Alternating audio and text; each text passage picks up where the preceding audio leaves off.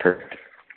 So as I was saying, my name is Oliver. I lead our community and marketing here at Modern Guild, so I will be the one emailing all of you, probably more than you would like. I'll also be your main point of contact as we move through the application period, which wraps up on March 1st. That's for all of our summer accelerators. So really excited tonight to be kicking off our community calendar. We kind of refresh this every quarter, always with a different focus. And what we've done for this particular calendar, which I think is very interesting and hopefully timely and helpful for you all, is designed it in such a way that it would go from the most general question that a first or second year student could ask, or even if you're a junior or senior on the call, maybe it's still applicable.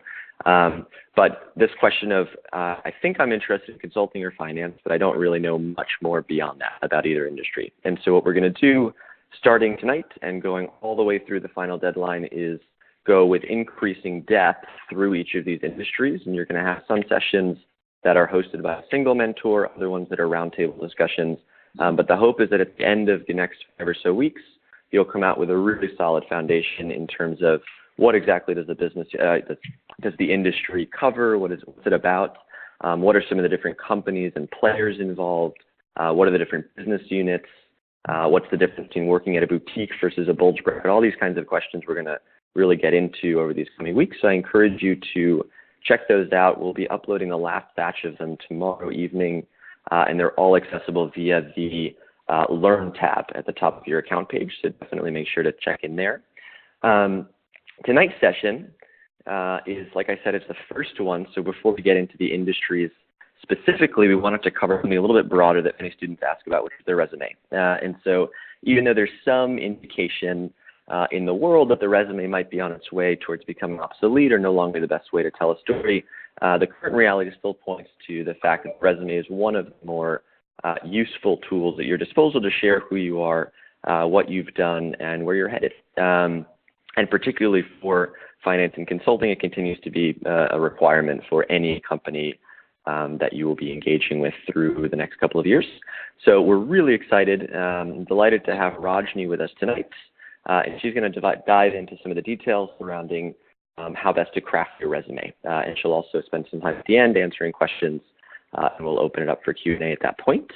Rajni has over a decade of work in professional and human development roles. She's worked across 5 continents, and she earned her undergraduate degree from Franklin and Marshall and her master's degree from George Washington University.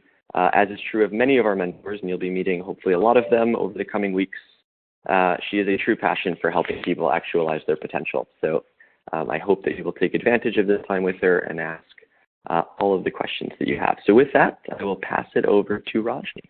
Thanks for joining us. Can you hear me? Yes, I can. I'm going to turn on my screen, and you all should be able to see it as soon as it opens.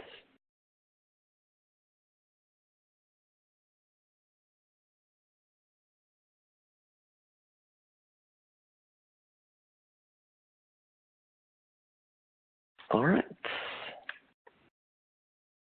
There you are. Rajni, can you see that?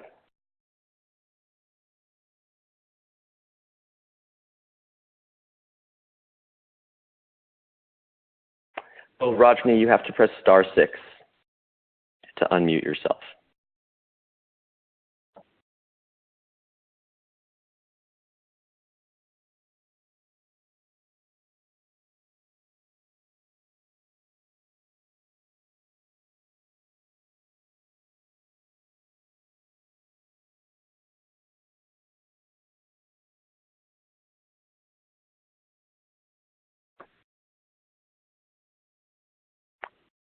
Rajni, I can't hear you if you're speaking. You have to press *6.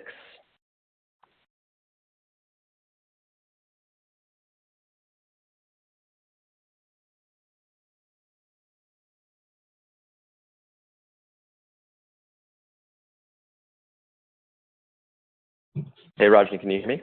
There you are. I can hear you. Yes, can you hear me? Oh, okay, perfect. We're good. Yeah. Yes. Okay. Sorry about that. All right. No, good to go. Great. So thank you, Oliver, for the introduction, and welcome everybody to this virtual webinar. It is a pleasure to be here with you discussing resumes. The information in this webinar is intended to provide you with useful tips to write a well-crafted resume. So this webinar will explore some key questions, namely, what is a resume? What is the purpose of a resume? And what are some approaches that we can take to make a successful resume? So let's start with a working definition of a resume. A resume is a marketing tool that helps employers understand who we are, where we've been, and where we're headed. When well crafted, a resume can help persuade employers to want to hire us. So if you think about the purpose, a resume has many. It is a marketing tool, as we said, that can lead to many opportunities. For example, it could help complete a volunteer job application. It could help start a conversation with a potential employer. You could use it to prepare for an interview for employment, keeping track of your accomplishments and activities over time, and using it in the information in the resume to add and update your LinkedIn profile or perhaps portfolios that you've created that reflect your work. Resumes are really a great launching point to conduct your outreach efforts to employers and other contacts. It allows you to showcase yourself plus how you perform, which is really key. It is more than just the facts about our experiences, such as where we worked or who we worked for when.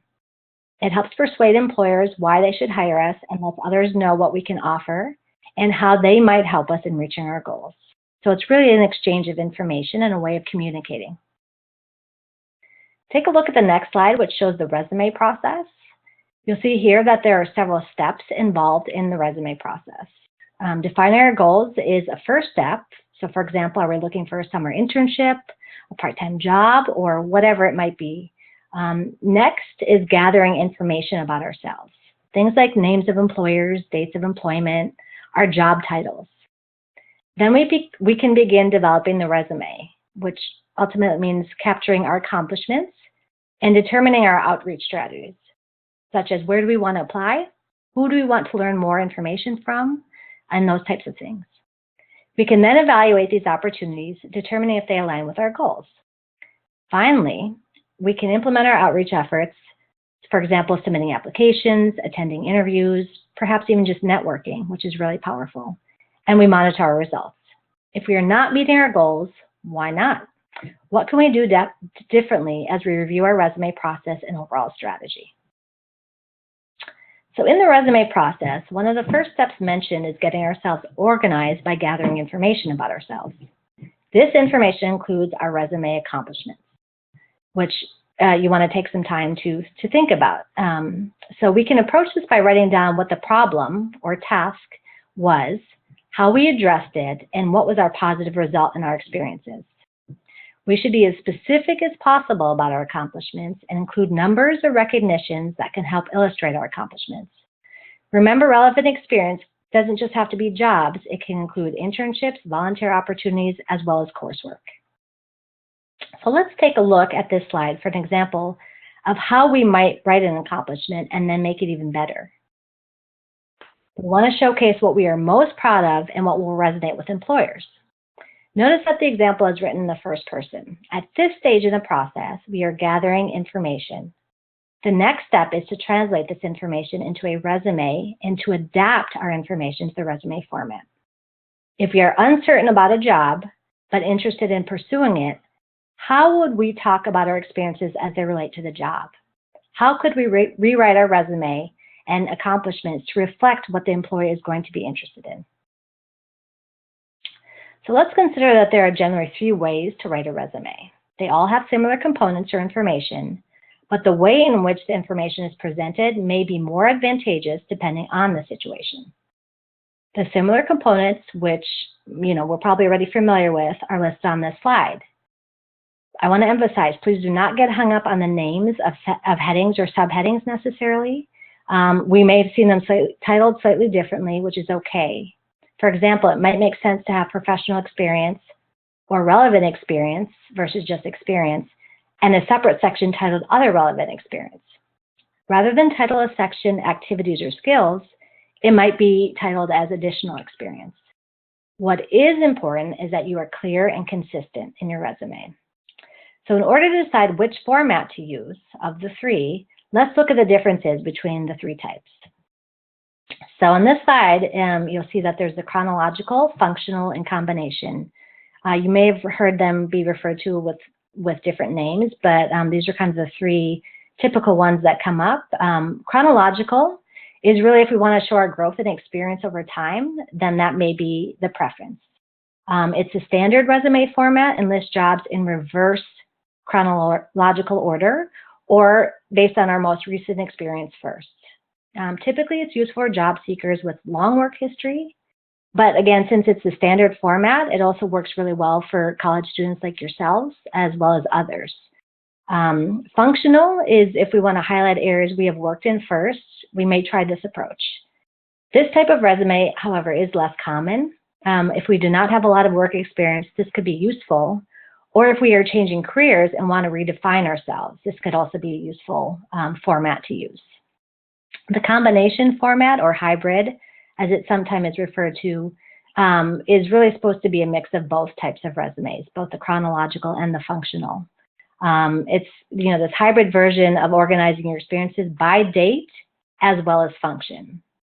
So you can imagine that this type of resume is flexible and can work well for individuals with limited work history or career changers.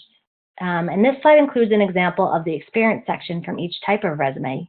You can see in the third column over from the left.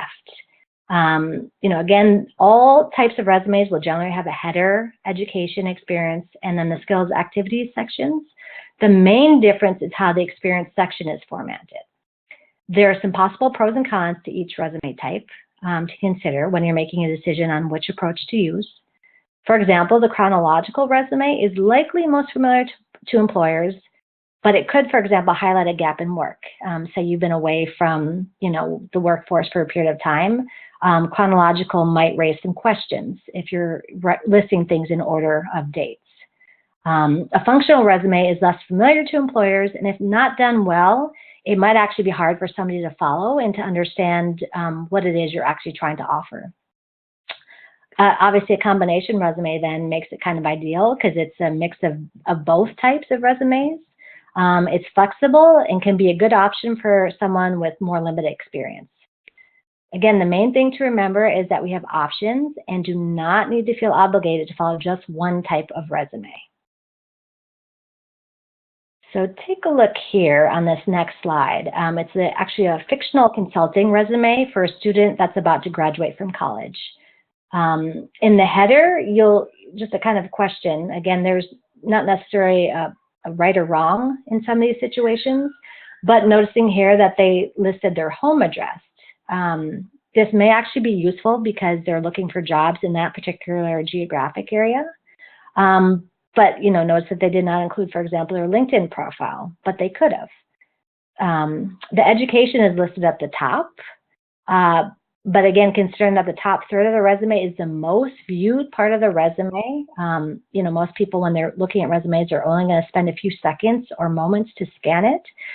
So, somebody might consider, does it make the most sense, or could the education be listed elsewhere on the resume, perhaps lower, if you're really trying to highlight your experiences and what you can bring.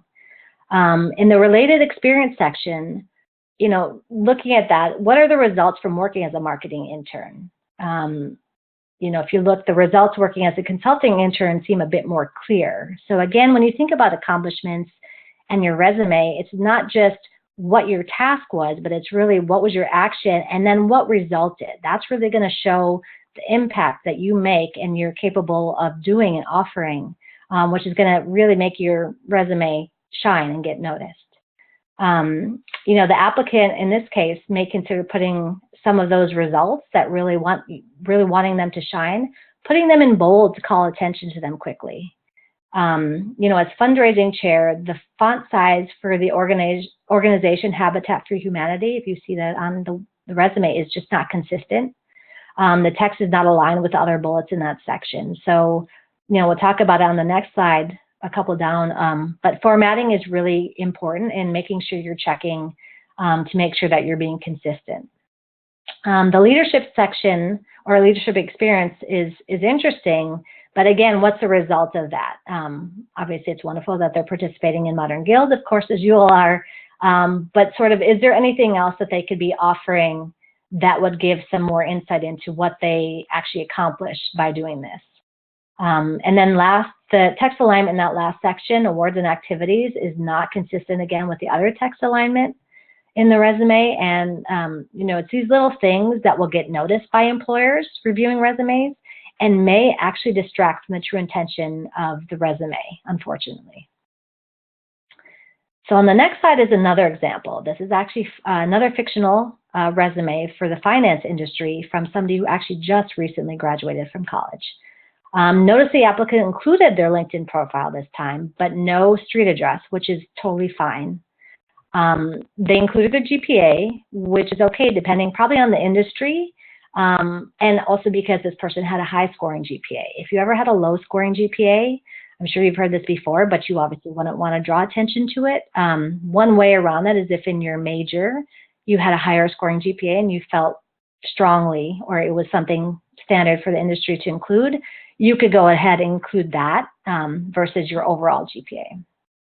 Again, in the leadership and professional development experience, it explains what the person did, but does not really share what the result was of that effort, of what they were doing.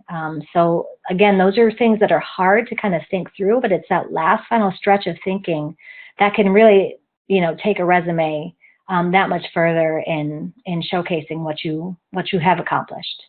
And so remember, what was the problem, what was the action, and what was the result from our earlier slide about accomplishments and writing them. So this applicant is letting employers know what they can do, but the information in the resume could really be made a lot stronger.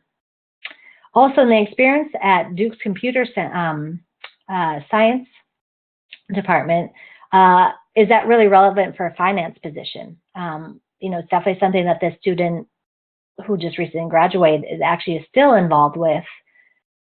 But what piece of this would actually be relevant for a finance position? So again, how could the accomplishments under that section, for example, be written a little differently to highlight what may be more relevant to a finance employer? The applicant has less work experience, so it's not listed at the top, perhaps, but would it carry more weight given their goal to work in finance if listed earlier? And that's another question that they might want to consider. And so, perhaps why not put some of the positive results of their work in bold, as we mentioned on the last slide as well. You want to use that judiciously. You don't want to overemphasize too much information, but a few key things that can really catch somebody's attention when they're scanning for just a few seconds could definitely be to your advantage. And so when we work on our resumes, it's these little things, again, that can make a difference in making sure our resumes get noticed. So, just looking at the next slide, why format a resume? So as we're saying, it's important to show an employer that we are organized. That's definitely a key skill, probably in every industry. Not only is it the content of the resume important, but so is the presentation. Formatting in a balanced way, such as including white space on our resume, will help us get noticed. Editing and spell checking, as well as checking for consistency in formatting, such as your font selection. You really want to only use one font. You don't want to try too many different options, is going to be equally critical. So many times we overlook errors simply because we're exhausted of seeing the same content. Really emphasizing getting a fresh set of eyes, or two or more even, to look at it. Ask your friends, ask your colleagues, ask professors, Modern Guild, whoever it is, people within the industry, definitely get that feedback and have them help in proofreading your resume. Staying away from complete sentences. Probably most of you already know this, but really bulleted clauses should do the trick. And honestly, sticking to one page, front side, is going to be the best, particularly when you're early in your career, unless maybe you have a lot of publications or something extremely substantive. Otherwise, one page, front side, is going to be the way you're going to want to go. Just make sure that you do PDF your resume before you send it out. That helps to retain formatting. It's a little additional step, but it really is important in the way it gets received by employers. But keep a Word version available for edits. That's also equally important. If for some reason you do have a resume that's more than one page, you probably want to add your name or some other identifying piece of information on the top so that it doesn't get lost. You know, if it gets sent to somebody, they may print it out and lose one of your pages or something. So just another little detail to keep in mind. You know, again, remembering on average, an employer contact will scan a resume within a few seconds. So that's how quickly you want to be able to grab their attention. So on the next slide, there's just a list of, you know, a few things, some of the things to include and not include on your resume, perhaps. The list is not exhaustive and may change depending on your industry and other factors, like the job description, of course. The most important thing is to take the time to tailor a resume to the job. In other words, we should really be dressing our resume for the part and use the resume process as a guide to be able to do that better. So this next slide, there's kind of just a few things to consider as we're looking back at what we just covered. It's a brief checklist. Hopefully you can refer back to and easily recall when you're reviewing a resume. So again, who's going to review your resume? You want to be thinking about that, and will they understand that? You know, I would actively ask yourself those questions. If not, then maybe it's an opportunity for you to think about what you might rephrase or, you know, do differently, you know, to appeal better to your target audience.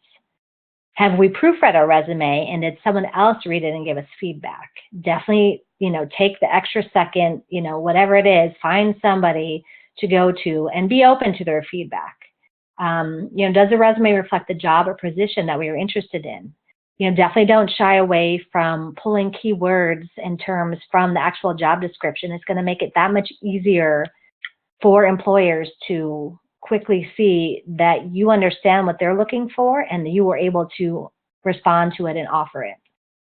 You know, asking yourself again the so what question. I think this is probably one of the biggest things is, you know, if we cannot answer so what, why is it some things being included on the resume, then maybe it's time to just say it should be deleted for the purpose of that particular job description or position that you're interested in. You know, again, is our resume really being kept short, and is it to the point? And does it provide a snapshot of who we are, what we have accomplished, and where we're headed? So again, considering how long someone will review our resume, which is seconds or minutes at best, can they determine what is happening? Really, our most important information should be included up front.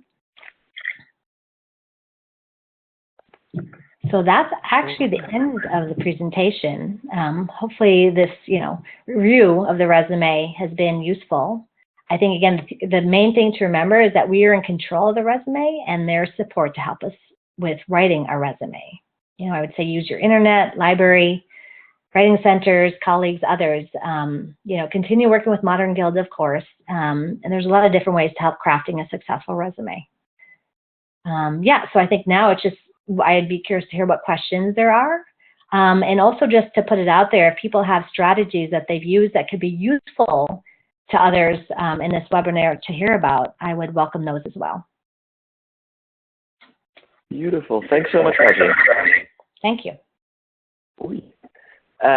Okay, so what we're going to do now is a bit of a Q&A session. Some of you have submitted questions beforehand, so I will have those on the docket. But what I'd actually like to do, I'm hearing my own echo. I hope that you guys are not hearing my echo.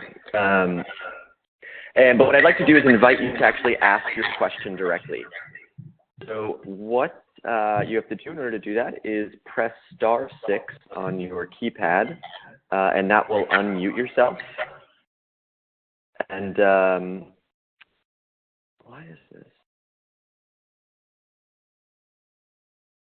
Sorry, hopefully you can see me, but you cannot hear my echo. Very weird. Okay, so in order to ask a question, there's two options. The first one is in the chat box. And by the way, for those of you who joined the call before the introductory remarks, please put your name and school in the chat box. You'll see that many others have already done so. That way I can track that you were here. But you have two options to ask your question. First, put it in the chat box with your name, and I will ask it for you. But the other, which is preferable, is to press *6 on your keypad and make sure that nobody else is asking a question before you do that. And then you can actually just ask yourself, and we will be able to answer. One thing that I did want to say, just to point out before we get into, and Rajni, you and I had spoken about this in advance, is the idea that resumes are kind of by default a subjective territory. There aren't really universal rules that pertain or cover every industry that exists. And so it's important as you're asking your questions, you can certainly ask things related to consulting and finance specifically, and we'll kind of respond from the perspective that we have, but recognize that for each industry, there's going to be variation. There's no golden rule for how to construct a resume, and that's certainly true for the two industries that we cover currently. So everything that we say is in some degree or another an opinion, so something to keep in mind. The other thing that I just wanted to throw out there before we move into the Q&A, I see that questions are coming in, is there are a lot of resources available to you for resume reviews. One, like Rajni mentioned, Modern Guild does host pretty routinely office hours around resume reviews. Rajni's actually hosted them herself. That's a really great opportunity. You get about 10 minutes to actually show your resume and get specific feedback on it. Your career centers, many of them also host a very similar sort of experience. So I definitely encourage you to reach out to your career center. If they don't formally offer it, then you can ask the career coaches or the counselors that are in that center, and almost definitely they will take a look at your resume. And those are two really good options available to you. All right, so without further ado, let's get into questions. Before I ask the text ones, does anybody want to hop in with audio and ask something? Again, it's *6, and we'll be able to hear you.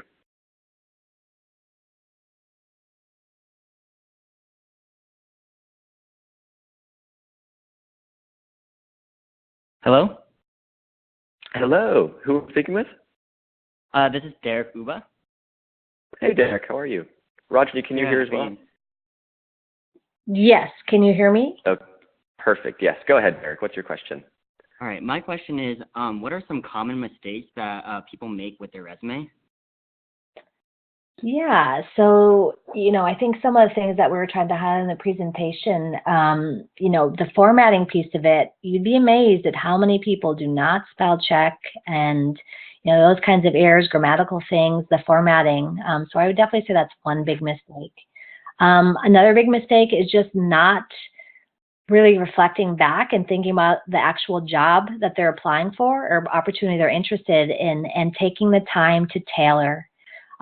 It's not a bad idea maybe to have sort of a running document, as we're mentioning, of like gathering information, having it all in one place, but then being able to tweak it here and there as necessary, maybe take out something if it's not relevant.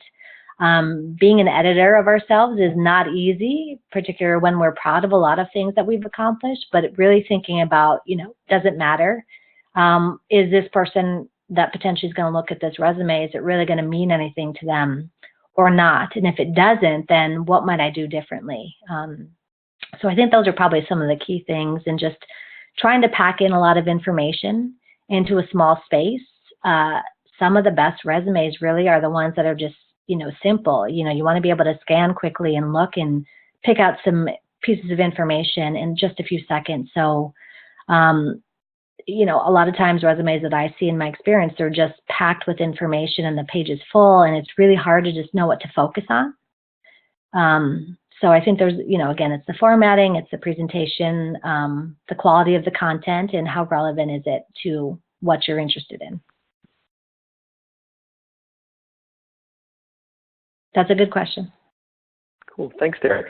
Something else that I would, that we've encouraged students to do before is have a friend, and I think Rajni mentioned this, but have a friend look at your resume and ask them whether, or don't preempt them, but I think your goal should be to understand whether a friend thinks your resume captures your story, whether it feels like it speaks to who you are, whether it showcases some of the qualities or the skills that they would attribute to you.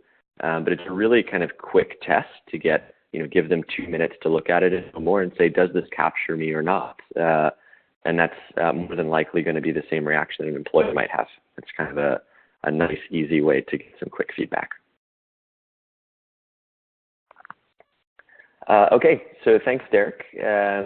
Does somebody else want to chime in with a question? *6 again will give you your voice.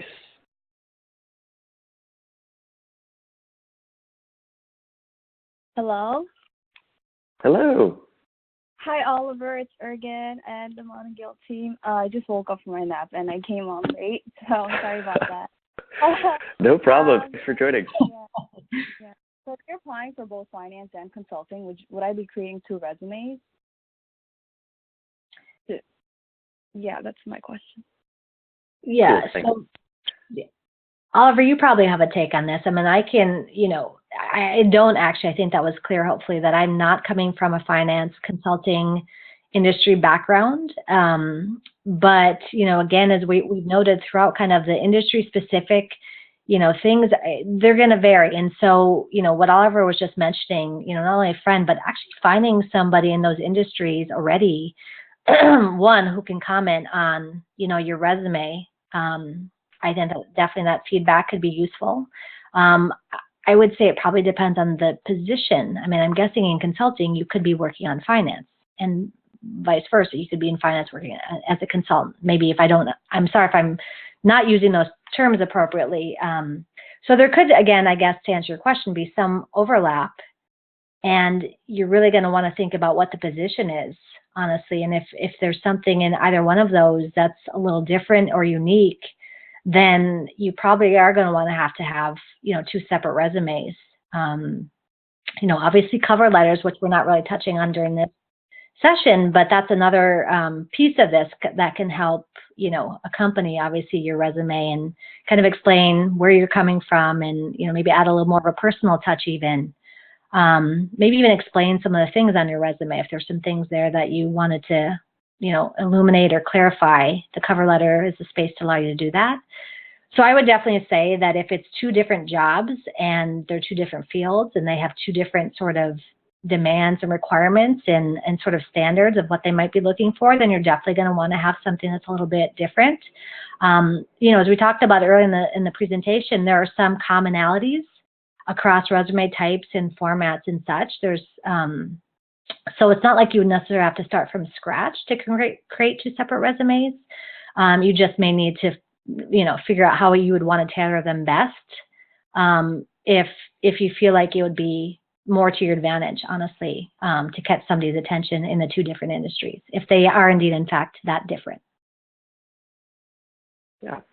To add a little bit to that, and I'll speak specifically to applying to Modern Guild. I don't know if that's where your question was directed, or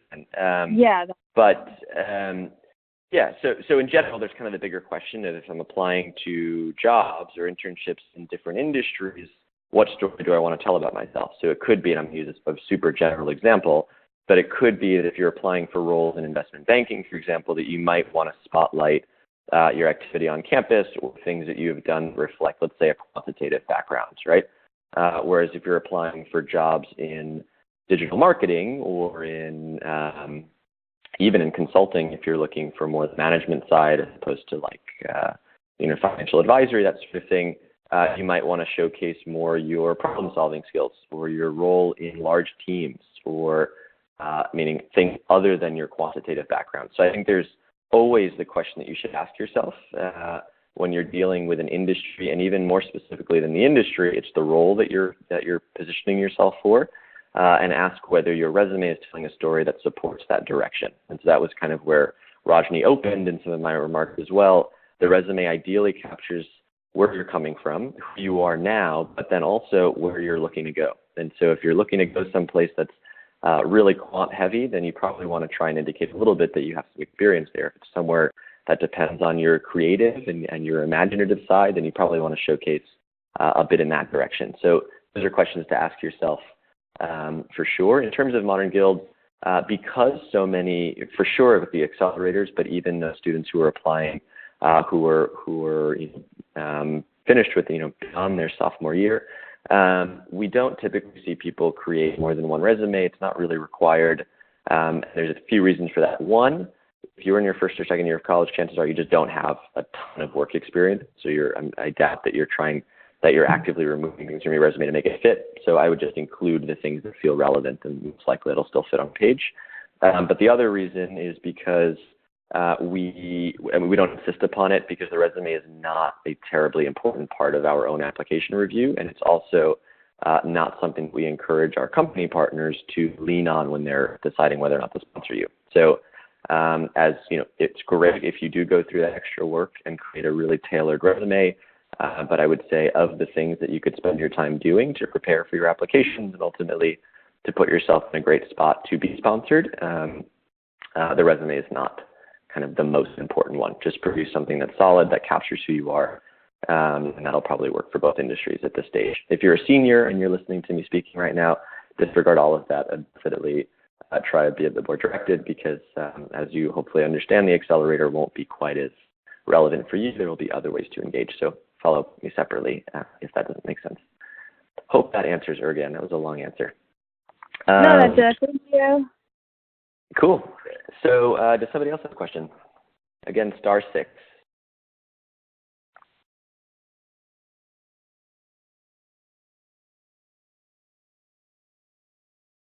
Hello? Hello.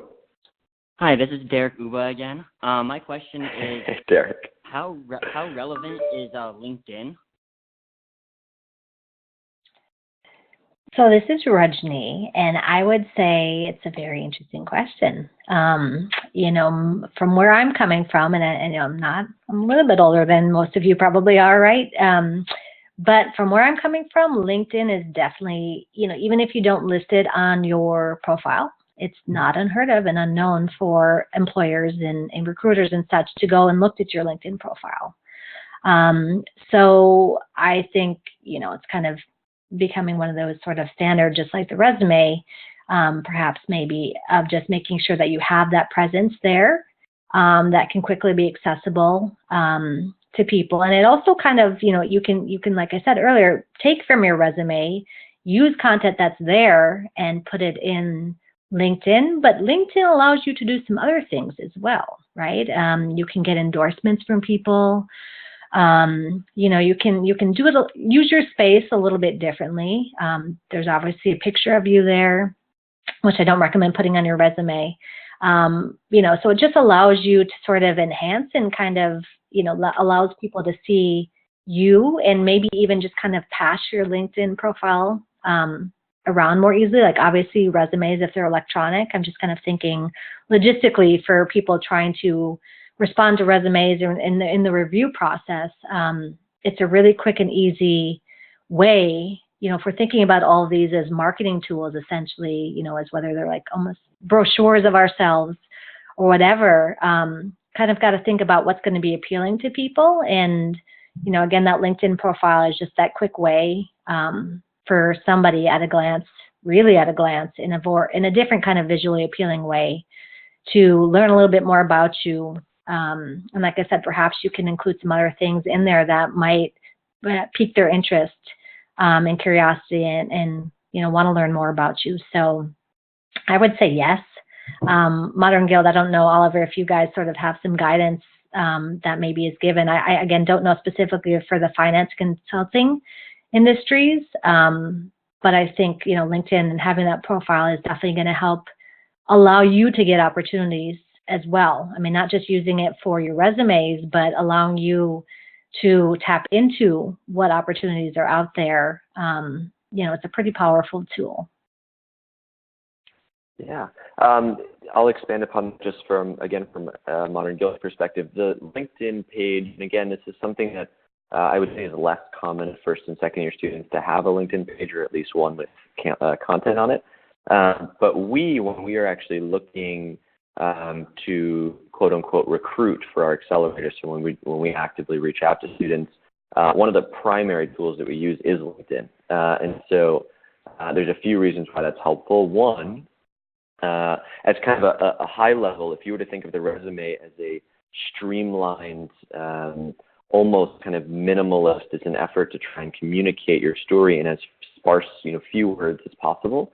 And to give a general sense of who you are and what are the major highlights that you'd want an employer to look at. LinkedIn serves a very different capacity. It allows you to expand upon some of your different experiences. If you look at working professionals' LinkedIn profiles, oftentimes they'll have a little description of projects that they took on in certain roles, certain kind of benchmarks or accomplishments that they had in those roles. You can also split those out as like individual accomplishments separate from the role.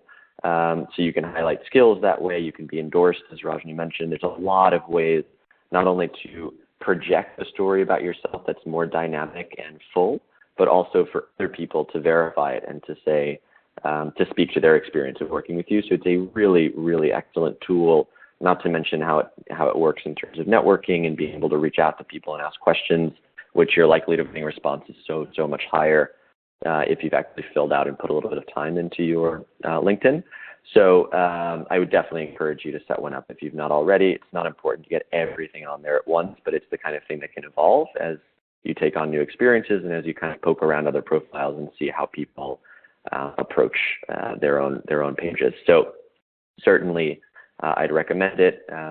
Modern Guild is an example of an employer or a program that uses LinkedIn to find people, and I can guarantee you pretty much every company to be interested in also uses LinkedIn to try and identify students. So it kind of opens up another door for that kind of communication. Cool. Hopefully that helps. Somebody else have a question? I see that we have a few in text, but I will wait and see if somebody wants to voice one first. Hello? Hey.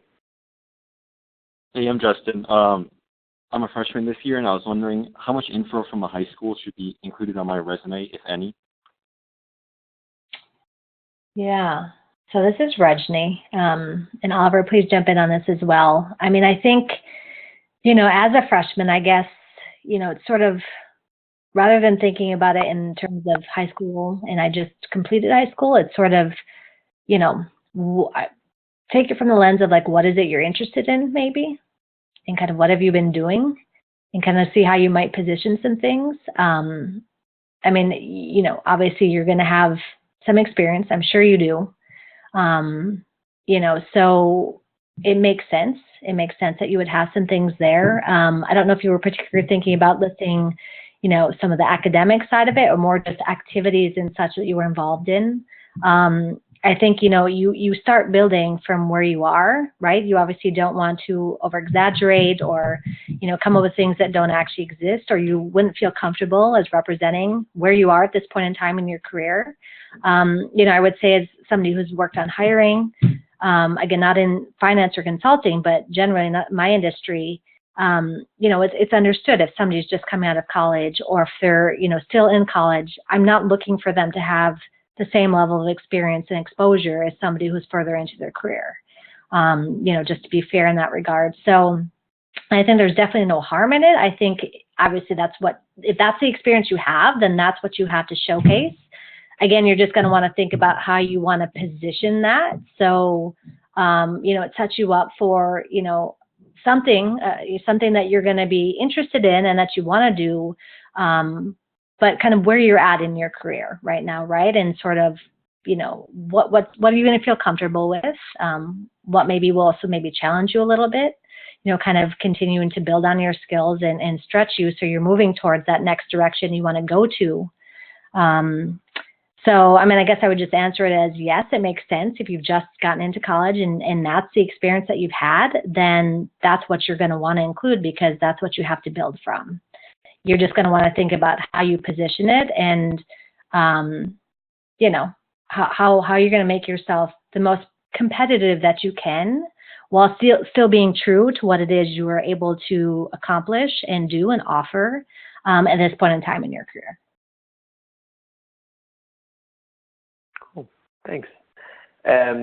Another comment that I would add there, and I'm actually going to read a question that we got beforehand, is in general, I would look, no matter where you are in college, but particularly your first and your second year, I would look at your high school accomplishments as something to phase out very simply. And so there are certain things that were really impressive that you did in high school. Let's say you started an organization or you got a National Merit Scholar or something like that. Those you might leave a little bit longer than others. But for sure, by your sophomore year, if you're still listing club involvement in high school, you could imagine and probably guess that that's not going to be so impressive to any employer looking to hire you at that point. And so the kind of thing, if you're a first-year student, you're going to have some things from high school still on there because you're just getting started in college. Maybe your GPA you'd still want to mention because you, again, just started in college and it could suffer those first semesters. But by your sophomore year, there should really only be top highlights from high school, and really by the end of sophomore year, you probably shouldn't have almost anything left from high school. So Rajni, a question that we got from Sina, I hope I'm pronouncing that correctly, from Lemoyne Owen College, is this idea of having like a mission or an aim section at the top of a resume. And so I thought of bringing this up because, of course, we talked about LinkedIn, where it is very common to have a biography section or a description of who you are. But resumes, sometimes you'll see them with a mission statement on top or a branding statement, and other times you won't. And of course, the answer to this probably ties in a little bit to whether or not you'd recommend cover letters to accompany the resume in general. So how would you think about kind of those two pieces of mission and cover letter?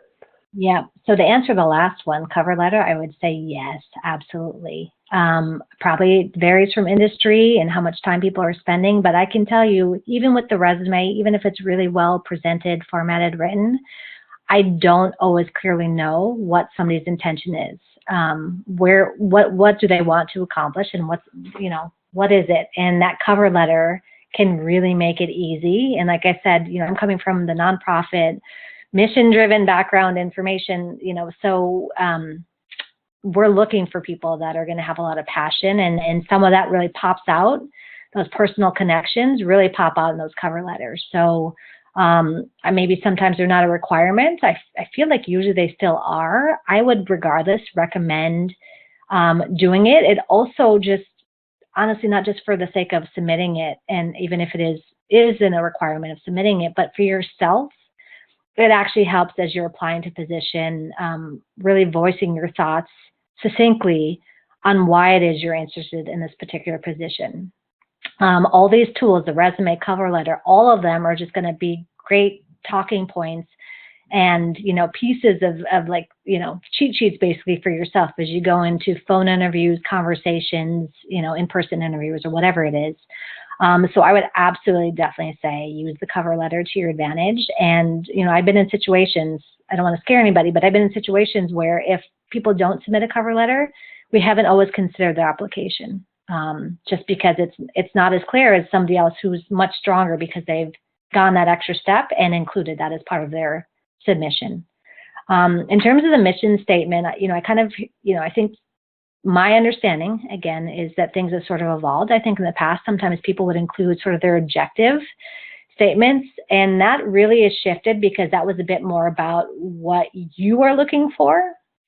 And that's important, absolutely. But of course, as the employer, what I'm going to be interested in is what you can bring me and what you can offer me. So I think it has shifted a bit more to kind of that, summary. I would even just simplify it as just calling it your summary statement. It's almost like your elevator pitch. If somebody were to quickly ask you, what do you work on? What areas do you work in? What are some of your key things? What might you say in your elevator pitch? That's some of the information that definitely, as you go further along in your career, you're going to want to continue to build. And I think including that at the very top of the resume, again, I have a limited selection, but some of the resumes I've seen from college students will often list education at the top. And I don't want to say that that's wrong, but again, if you're keeping in mind that where people's attention goes to first is really that top third of your resume, what is it that somebody's going to look at and, grab onto and get them really excited? It's excellent, obviously, that you are all getting educated.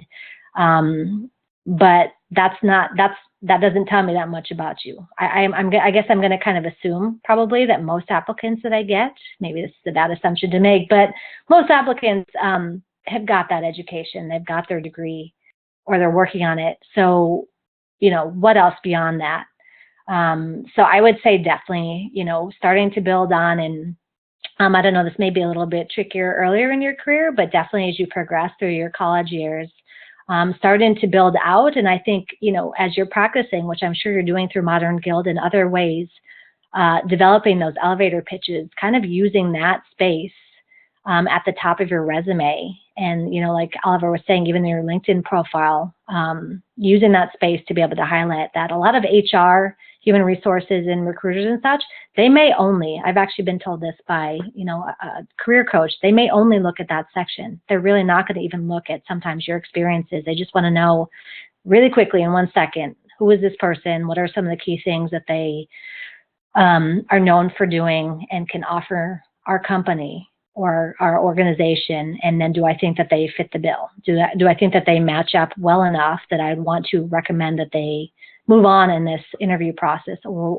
whatever it is. So, it didn't come up so much in the presentation today because I didn't know and I didn't want to confuse too many things. But I definitely think that as you progress, and if you feel like you're in a position to, feel like you can move some of the information around on the resume. There are definitely, again, some standard and sort of, options to kind of pick and choose from just based on sort of what's been used out there. But, use your information and present it in the way that's going to be the best option and going to present you in the best way possible. Just really, it's hard to do that. And that's, I think, again, we're having others come in and kind of give you that feedback, as Oliver was mentioning earlier. Say your elevator pitch to somebody, give them your 30-second, whatever it is, minute-long pitch, and have them take a look at your resume and see if those two mirror each other or not.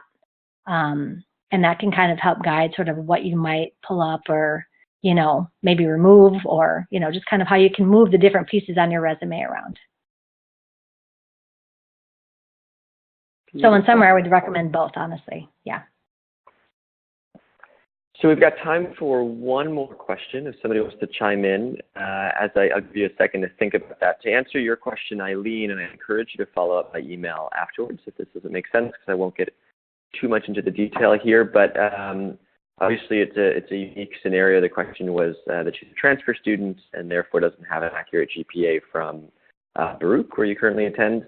It's not a problem. I would use your most recent GPA, whether that's high school or the college that you had transferred from, and then just mark it as you've done on your resume. That's perfectly valid. The GPA is not dependent on your school. It's just whatever your current GPA would be.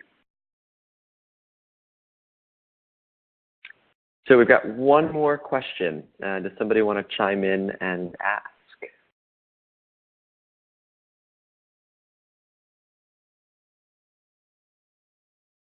Hello.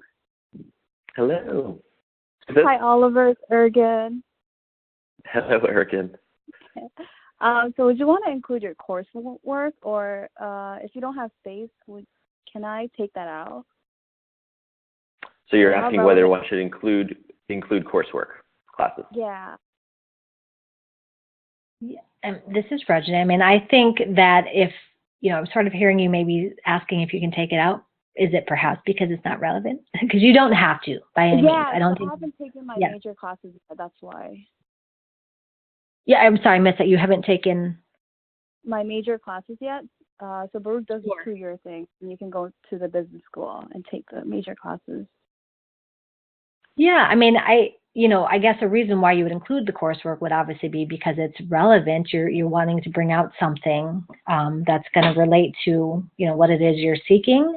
If it's not, then I would definitely not include it. I would also, and maybe if this hasn't been clear before, but don't include something on your resume if you don't really enjoy doing it, unless you know that it's definitely something that they're looking for. I would not suggest including it. There may be things that were a part of a job description in the past, but as you are shaping this story now, if there's some piece of that you just don't see yourself doing moving forward, just because you did it before doesn't mean you actually have to put it on your resume. So I would say that the same kind of applies with the coursework. If it's not really relevant or related, unless you're feeling like you don't have a lot of things to include on your resume, I still wouldn't even recommend including it. If it's not going to make sense, it's just going to be, on the resume, but with no purpose of really being there, probably. If, however, it does relate, then, definitely, I think especially for students, but, even future in your profession, in your career, as you get trainings and certifications, those can definitely look really great and reputable. Potentially could be even important just to demonstrate some of the skills and areas that you're well versed in. So probably some variation by industry and position, but ultimately, if it's not relevant, then just don't include it, I would say.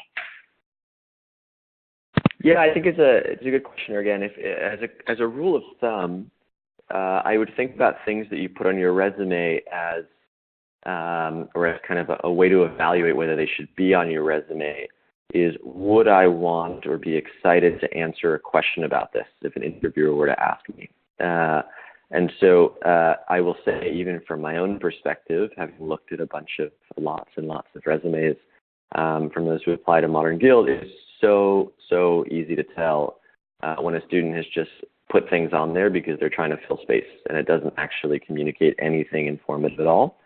And so if you're putting a class just because you took the class and you think it's impressive, most likely people will detect that and it just does nothing, and I probably wouldn't ask you about it. But if it's a class that you think is really interesting, or it was really challenging to you and you learned something valuable from it, or you ended up going on to do research with that professor and that's kind of the opportunity to bring that up, there's all kinds of reasons why it would make sense to include a course. But I would make sure that you have them, and that goes for pretty much anything else that you would put on your resume as well. So we're actually out of time. So we're going to wrap this up. What I will say is, what I will say, and thank you so much, Rajni, for joining us and for leading that presentation. I hope you all found it helpful. As we moving on from this event, if you have questions that were not answered, or if something pops into your head in 10 minutes, feel free to email. You all have my email. It's oliver@modernguild.com. And feel free to ask it, and I will pose that to Rajni and get you a response. Otherwise, like I mentioned earlier, the community calendar is about half published. It's all accessible via the Knowledge Center, via the Learn tab on your account page. As of tomorrow night, you will see another 5 or 6 of them. So there's really going to be a lot of workshops covering everything you could possibly want to learn about. Moving on from this one, most of them will have to do specifically with different industries. So if you feel like you don't really understand them, or you want to get a little bit stronger before you submit your application, definitely check those out. And I look forward to continuing to work with you all over the coming weeks. Have a good night, everybody. Thanks, Rajni. Thank you.